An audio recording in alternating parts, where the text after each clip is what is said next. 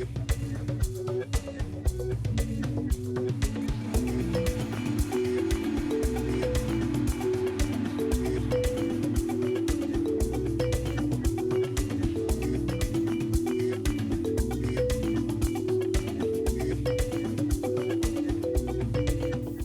everyone, and welcome to Open Door with District 8. We're here wrapping up the year of 2020.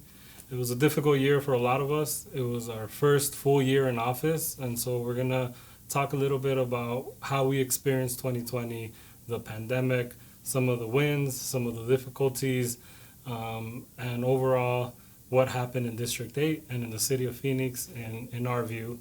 And with me, accompanying me through this conversation is Adriana Garcia, Chief of Staff. How you doing? Good. Thank you for the introduction. You're welcome. See? That's how we do it. So we learned a lot of things this year.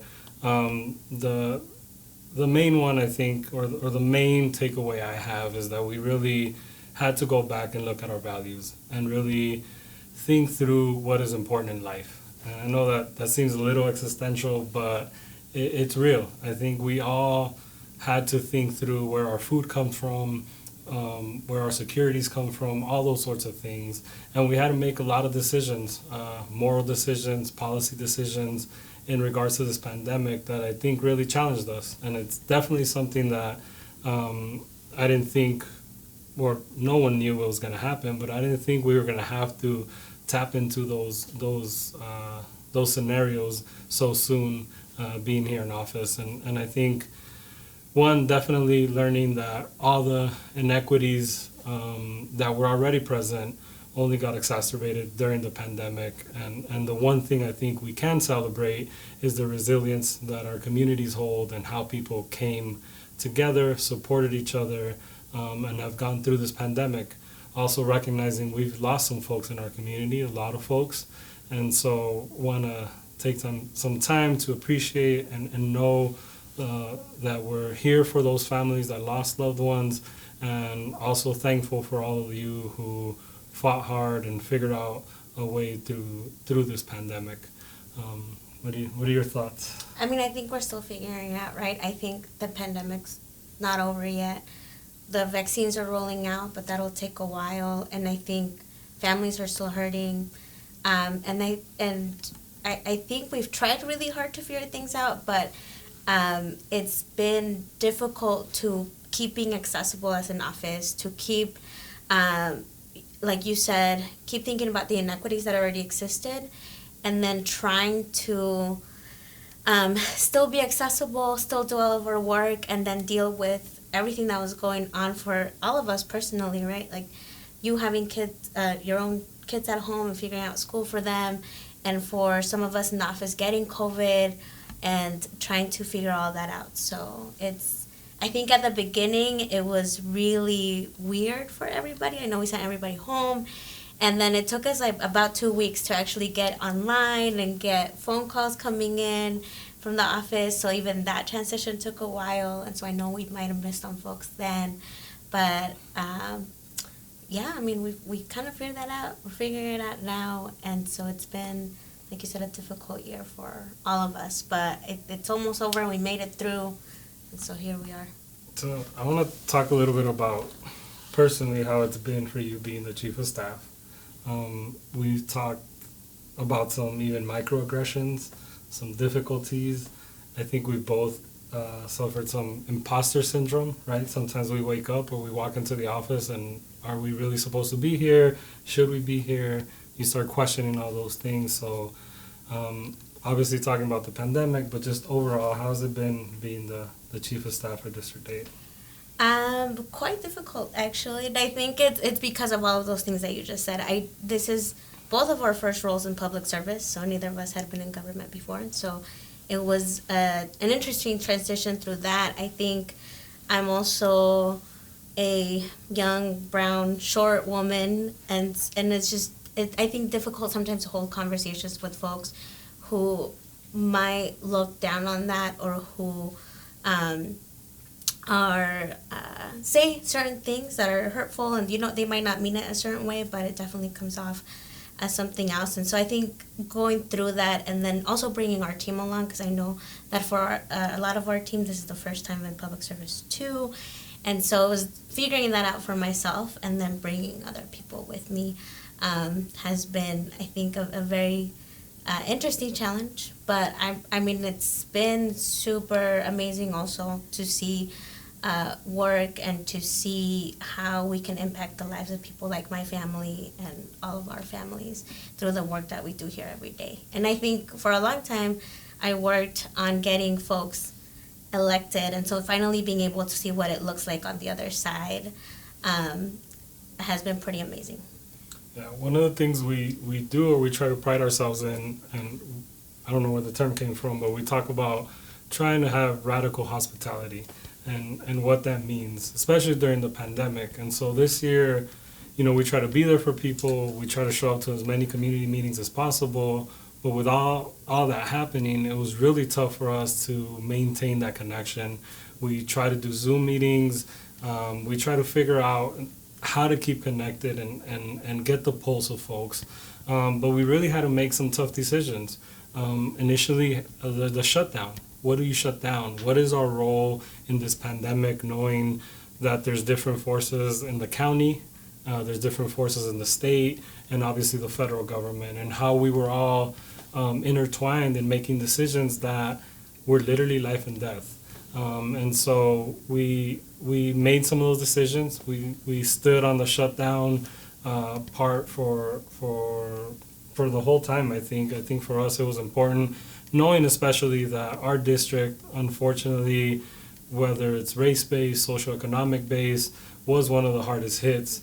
And usually how it happens in Phoenix, the west side, the south side are the ones that are hardest hit. So we found ourselves a lot of times during this year trying to explain those situations and why it is that people in our district or people of a certain race or socioeconomic status are the ones who were not only the most vulnerable, but actually getting COVID and then having a harder time getting back.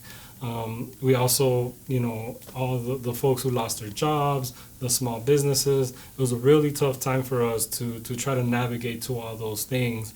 But our team came through and made some great decisions. Can you talk about some of the decisions of how, we had to figure out entire systems of how to forward calls, all those sorts of things, and how those conversations went. Also, you had a great idea at some point where, at some point, you usually do have good ideas, but at some point we were trying to figure all this out. You were like, can we just sit down, call people, and figure out what they're experiencing, and then go from there? Yeah, I mean, like you said, I think it was difficult, and we all, we were struggling to figure out what to do here, what to do at home. And because of the relationship we both built over the years, sat down and started calling people who work in healthcare, started calling people from the nonprofit side, people who are doing food distribution, people who are at school board members, and we were asking them, what do you need? Like, what are you seeing? How can we be helpful? As this is all impacting all of our families and all of our constituents. And I'm really glad folks picked up the phone. They told us exactly what they were seeing, what they needed, what we could do. Now, we couldn't do everything that they needed, but I think from that, we were able to make better decisions that really impacted families. And I think that just keeping that line of communication open throughout has been super helpful for us here and with our, with our constituents and with those leaders that we called at that time to really see this pandemic through. So we had to make all those decisions along with the mask mandate, figuring out staff here, where they would go home or not. And so we made those decisions. One of the things we said from the beginning that we really wanted was public health advice. And I'd hate to break this to you all if you all don't know, but we don't have a public health office in the city of Phoenix. Yes, we're the 5th largest city in the country, but we couldn't count on that expertise. And it was really difficult knowing that we didn't have that to still make these decisions, and we tried our best. And I hope one of the lessons learned from this on a public policy side is that we do start that office acknowledging how hard this pandemic was, having our own experts would be crucial. And because, again, we were going through it in our own families. I currently, right now, have 2 cousins and my aunt who are positive, who are going through this. And it's been difficult just being on the phone. I send them an oximeter through the mail and checking in with them. Again, had a bunch of close calls. I joke around with people that I was like the ones from the Matrix, just like kind of dodging as people near me kept getting COVID. And I've been lucky enough, and my immediate family's been lucky enough to not get it. But there's been obviously loved ones, friends, and a lot of people in the district who've had COVID. You had it yourself. Mm-hmm. You had it. We had breakfast together where you were already positive, so that was part of my dodging. I actually dodged. I was social distancing from everybody except for Carlos and my own family. But just talk a little bit about how it was for you, and then obviously your parents and what they went through.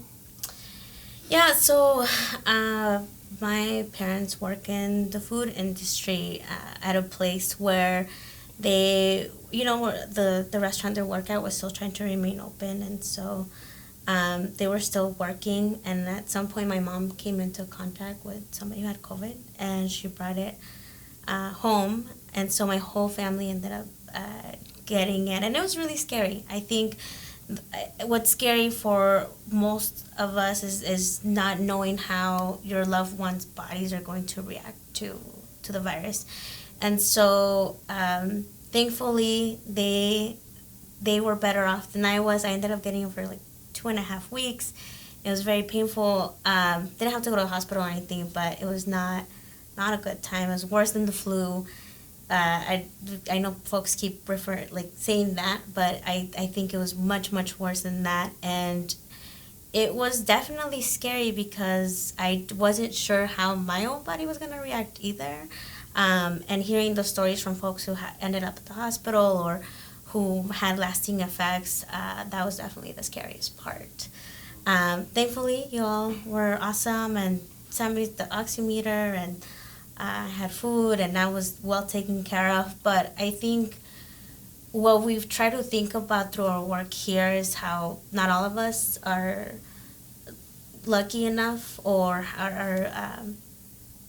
have support systems, how some of us are losing jobs because of COVID.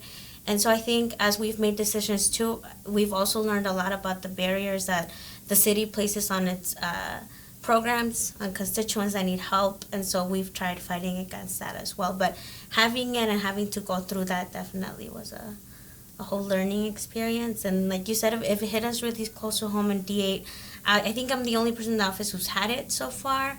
But one of our colleagues lost a really close family member. Nicole's not here today, and her dad's in the hospital with COVID, and so it's been really hard trying to help people along while we're also having to go through all of that. Yeah, no, I think, just like everybody else, we're going through it with our families as we're trying to figure these things out. To wrap up this segment, I want to talk a little bit about policing. This was obviously a topic that was not only important here in Phoenix, but across the country with what happened with George Floyd in Minneapolis. And then we saw protests all across the country, and we saw a lot of it here in Phoenix. And it brought that subject front and center. It's obviously something that we both worked on for a long time. And so there was an opportunity to address some of those policies. We were almost there with the Office of Accountability and Transparency. We're not giving up, we're still going. But just talking a little bit about the process. We passed it in February. We passed the funding for it in the summer, and then it failed last month to actually become a department. And so, but it's not. It wasn't the only thing. I think one thing we saw this year is I would say even the framing change or questioning the current systems, which is really important, and it's a step forward. I think where folks are noticing a lot more of the lack of accountability, the lack of transparency that exists with the current processes that we have to hold police accountable. And so I think we made some important segues. We're looking forward to, we'll talk a little bit later on about what we're going to move forward with in 2021. But I just extremely thankful of the work that families who lost loved ones, or the people who protested, who told their stories, who were out in the streets seeking accountability and justice. I'm extremely thankful. I was able, attended some protests with my family, obviously trying to social distance, wear masks, but it was definitely a topic. I was reading the top words of 2020, and one of them was defund. I think it's a word that wasn't often used. This year, it was used a lot around defund the police, and I think that conversation moving forward, what it actually means to invest in other public services or in community itself, rather than just investing in enforcement. How was your year around policing? What did you think? I think inspiring. I think watching, and I think hard too, because we're so used to being the people out there too. And we also join in some protests, but it's not the same. And having to figure out what we can do to address those concerns and use our platform to really speak to people who wanted to be heard and who need to be heard, and who were experiencing a lot of pain over the summer. I'm really actually proud of the work our team did, and using our platform to at least speak to that. Like you said, we worked really hard on policies, and some did move forward, and we're still working on the Office of Accountability and Transparency, but overall, just very inspired by what happened, and really looking forward to on how things have shifted, right? How the fund became something that folks are still talking about now, but it's so much more than that. It's about reinvesting in communities. It's about, we talk about every day, that there's not enough money for our parks, or there's not enough money to fix our streets like there should be, and just talking about our values as a society and what we actually want to invest in as we move forward together into the rest of our lives. Yeah, no, it was definitely tough. We have a very particular role. We tried our best. We will continue to push for the Office of Accountability and Transparency. We talked to some folks that have been fighting for it for the last 30 years. So we'll continue that work. We knew it wasn't going to be that easy. But when we come back, we'll talk a little bit more about other wins we had during the pandemic, and some of the other things we did in District 8. So come back to us.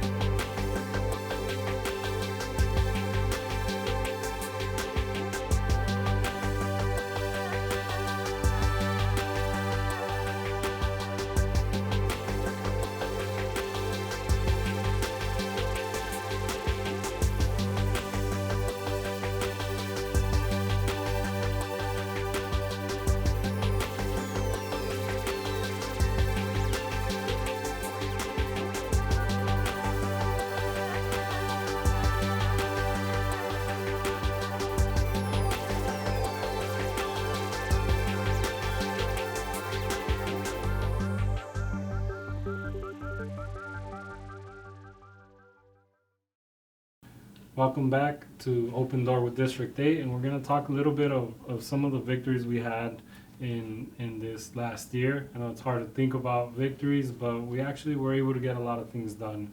And I'm going to start with one in specific that had to do with the CARES Act funding with COVID. Early on, we got a call that someone wanted to donate some laptops since the kids weren't in school and they needed the hardware to be able to take classes. And we thought, hey, we have a lot of the public housing is in District 8. That's a perfect place to take these laptops that were donated to us. But we found out something that I felt a little foolish that I didn't know. But our public housing actually didn't have access to the internet, to Wi-Fi. And so now you had hundreds of youth that were, in public housing that were sent home and expected to do homework or do their work without either the hardware or the internet or Wi-Fi to be able to do it. And so one of the first things we thought about when the CARES Act fund came in is to try to support those families. And we're really happy to announce that we were not only able to support all the youth, so we gave about 800 tablets with free Wi-Fi for 2 years in public housing, but then also able to support some of the elderly folks.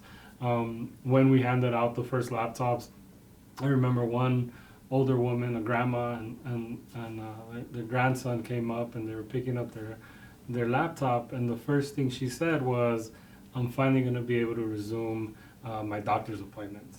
And it's things that sometimes we don't think about, but to be able to hear her be so excited that she was finally going to be able to see her doctor meant a lot, and glad we could help. It felt a little off that we allowed it to get to that place, but happy that we were able to support folks in that situation, along with some of the youth and some of the families that were struggling, that were able to kind of take that off their list and make sure that the youth were able to go to school.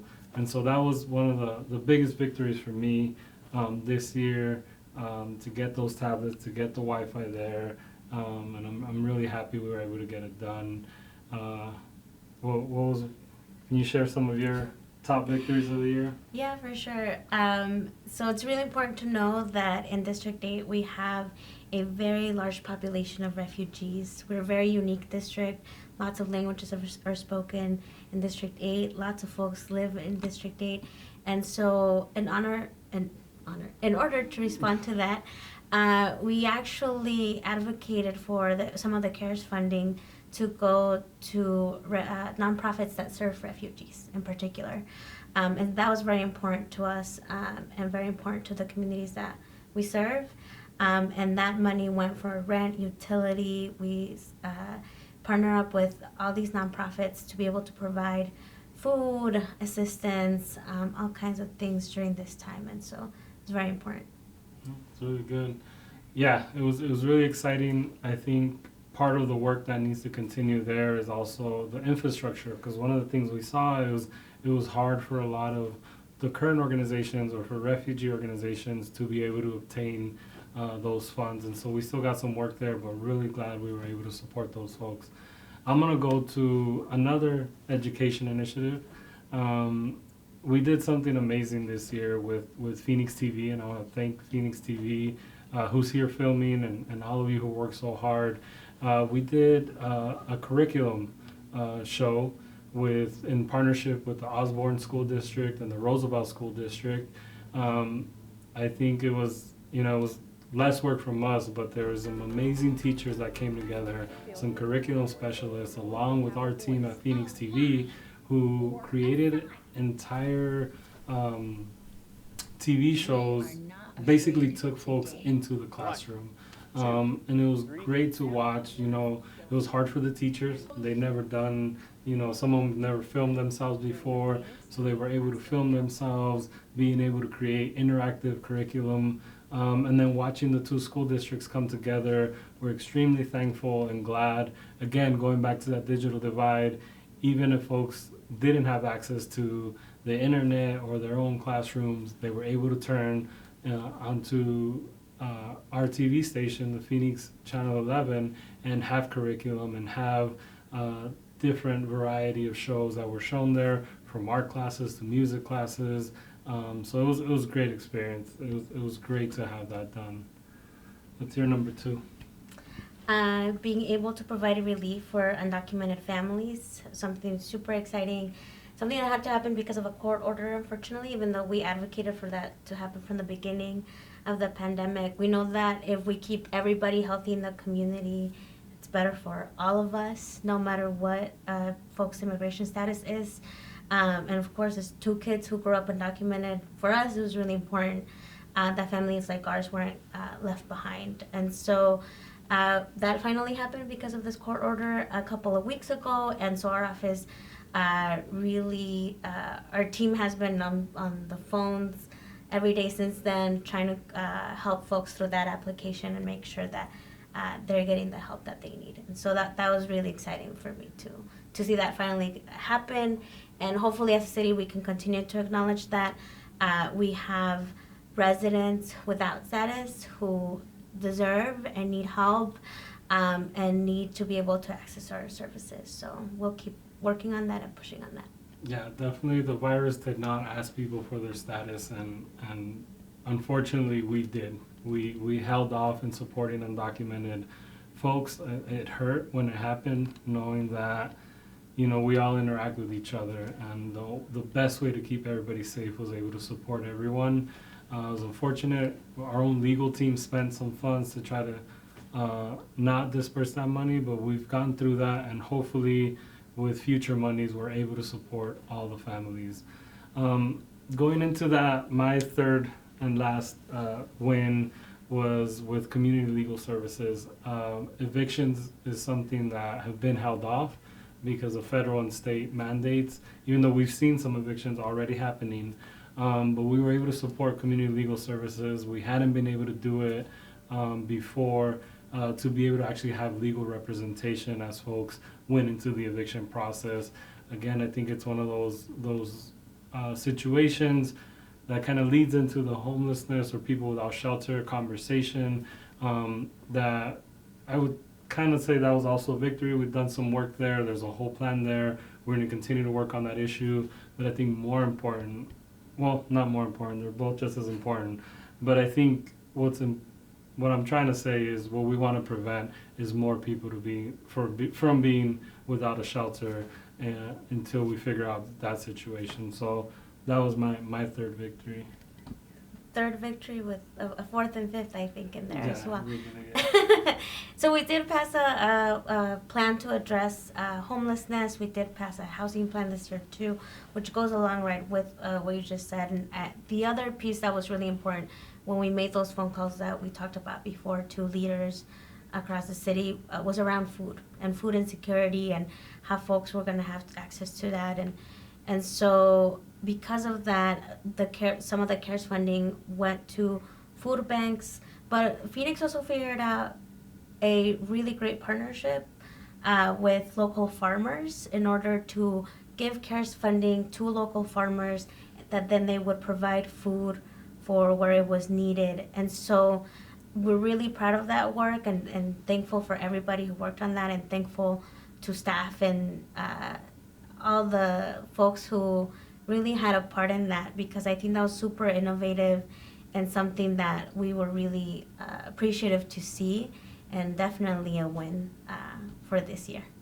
We started the show recognizing how hard 2020 was, but we're here. We've continued to fight, and we're going to continue to do so in 2021 and try to make the best decisions possible to address COVID and all the other issues that have come out. I think we really want to work on access to our office, so please, if you watch this, get on our newsletter listserv, get on our social media, reach out to us if you have any questions, thoughts, comments, concerns. We get a lot of those as well. So thank you so much for watching. Any last parting words from you? No, to just for folks to be plugged in. We're going to be talking about the budget process in the next few months and moving on all these other projects that we have coming along. So thank you all. Thank you again for joining us. This was Open Door with District 8, and we hope to see you next time.